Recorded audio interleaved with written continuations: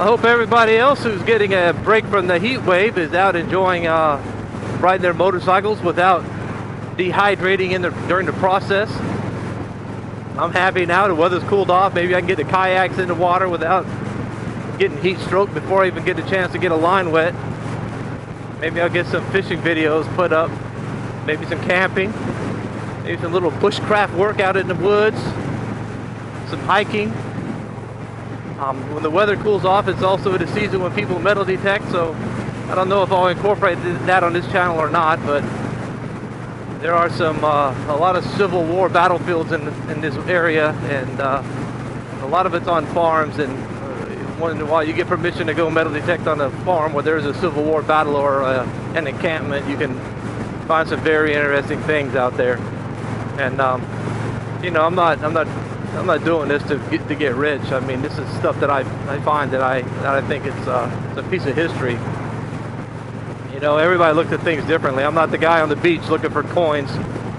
You know, I'm digging up bullets and pieces of artillery shells and cannon shot, and you know, this is stuff that this is a horrible time in the history of our country, you know, and Americans were killing each other.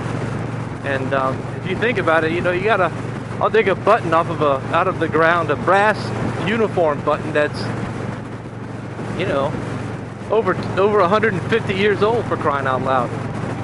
That was worn by a soldier on the battlefield.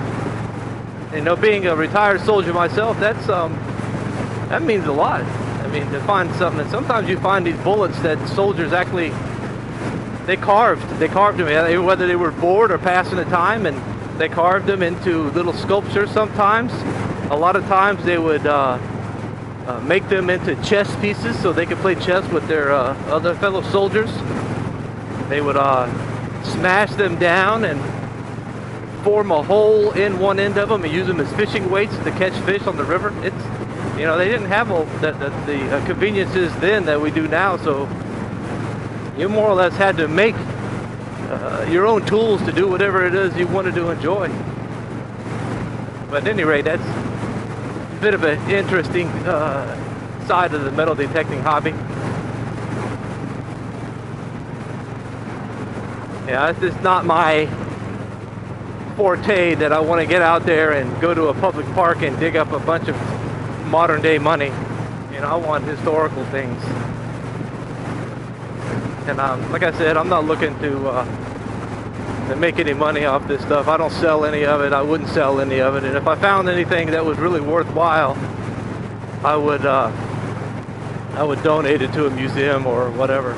I'll give you a good example of a good find. A friend of mine, I wasn't on this hunt. I'm pretty sure it was in Culpeper, Virginia. There's some big Civil War battles took place out there. I think one of the biggest cavalry battles took place out in Culpeper, Virginia. And anyway, he found a Masonic Lodge emblem, and it had the lodge number and everything on it. And I think that was just fantastic, because, you know, that there again, this is 150 years old. And my friend of mine that I hunt with, he's also a Mason. Well, he went online and actually found the lodge that the soldier that lost that medal was a member. And I think if I'd have found that out and I had been the one to find that medal, I would have sent that to the lodge and had them put that on display, because that's a nice big piece of history.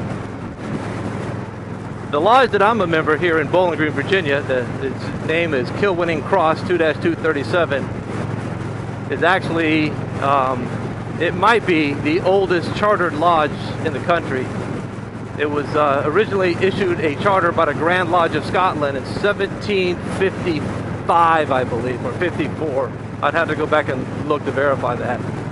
But it was originally in Port Royal, Virginia, which is right down the road from us. And an interesting tidbit about Port Royal, Virginia, was Port Royal was could have been the capital of this country, believe it or not. It was a big port. So anyway, back to the lodge. During the Civil War, Union soldiers broke into the lodge and stole the officers' jewels. And the officers' jewels are just the necklace we wear and it has the badge of your office, and like the secretary has crossed quills, the treasurer has some crossed keys they wear, so it's just a necklace with the emblem of your office on there. So he stole all of these and he took them back to camp and was showing them off. Well, one of the other Union soldiers was a Mason, and you know, told the guy, said, "No, you got to take those back," and he wouldn't do it. So this guy borrowed money and bought all these jewels from this Union soldier that stole them from the lodge, and sent them back to his lodge in I think it's Massachusetts. And after the end of the Civil War, that lodge returned those jewels to our lodge as a token of friendship and brotherly love. And we still have those original jewels. We keep them in a safe inside the lodge. And we have some artifacts in there that are probably 200 more years old. You know, they're over 200 years old. Figure in 2005, I think it was, they celebrated 250th anniversary of being a lodge.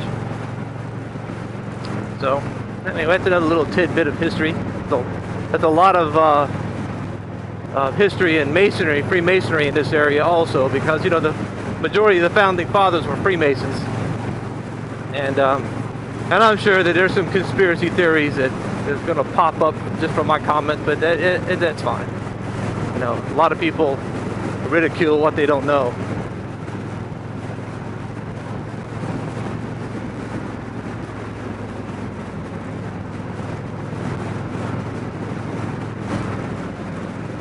There's that pet peeve of mine with that little Ford right there in front of me.